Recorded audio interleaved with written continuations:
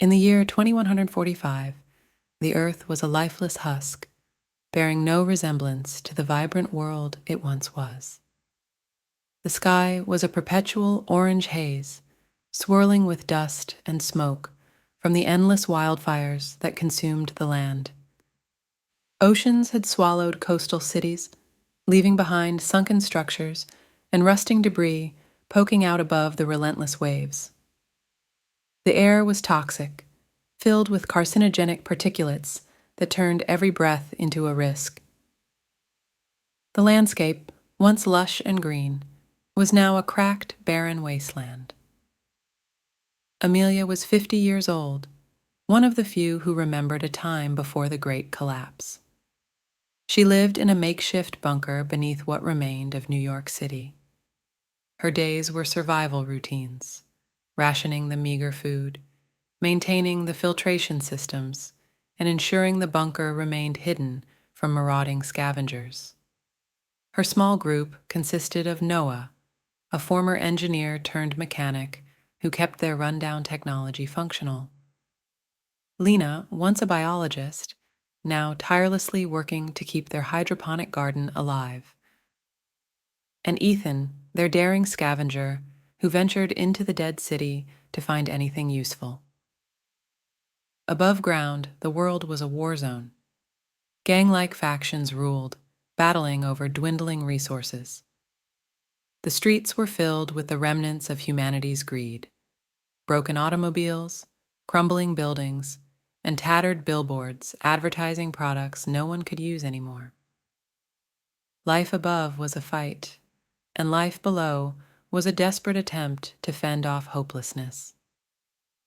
One evening, the group sat around a dimly lit table.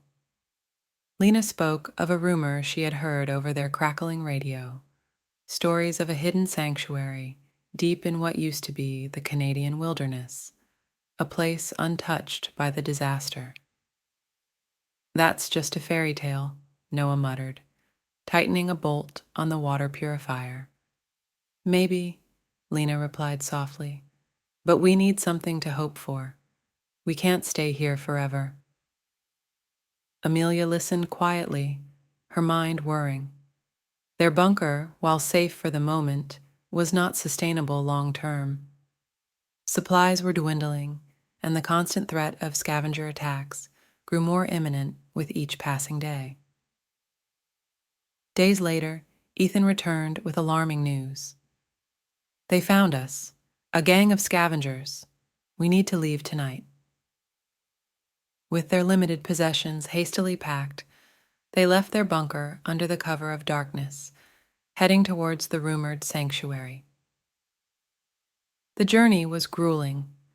They traversed the abandoned cityscape, dodging hostile factions and navigating through deadly, polluted air. Without modern maps, they made their way on foot, relying on Lena's vague memories of old-world geography. Every step was a test of endurance. Food was scarce, and clean water even scarcer.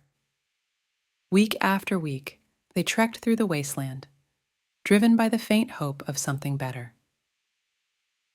As they moved north, the remnants of civilization grew sparser. Once grand cities stood silent, their skyscrapers reduced to skeletal remains. The natural beauty that once defined the landscape had been replaced by arid desolation and endless ash. One evening, after a grueling day, navigating through what used to be forests, they found themselves near the shores of a large, stagnant lake. Its water was laced with chemicals, unfit for consumption. Spirits were low, but they pressed on, hearts heavy with despair. Eventually, they reached what should have been the outskirts of the rumored sanctuary. But instead of green havens and safe refuges, they found more wasteland. The forest described in Lena's stories was nothing but dead trees and cracked earth. Noah dropped to his knees, exhausted and defeated. "There's nothing here," he whispered, his voice breaking. Lena clutched her research notes, trembling. "The radio. It must have been wrong." Or maybe it was a lie. Ethan scouted ahead, only to return with a grim face. It's the same everywhere. There's nowhere left to go. Amelia looked out over the barren expanse, her eyes stinging from the smoky air and the tears that threatened to fall. The weight of their hopelessness was crushing. All this time, all this effort, and their hope had led them to nothing. They set up a small camp, not knowing what else to do. The night was silent, save for the occasional distant rumble of collapsing structures. As they huddled together for warmth, the reality sank in. There was no sanctuary, no hidden paradise to escape to. The world was dead, and so, it seemed, were their dreams of a better place. The next morning, they awoke to another day of the same orange-tinted sky. Their supplies were almost gone, and their spirits broken. They continued to wander, not knowing where else to go, surviving moment by moment in a world that offered no hope for the future. Amelia stared at the horizon, knowing deep down that they were out of chances. For the first time, she let the tears fall. Their journey had led them to the stark realization that in this shattered world, there was no refuge, no sanctuary.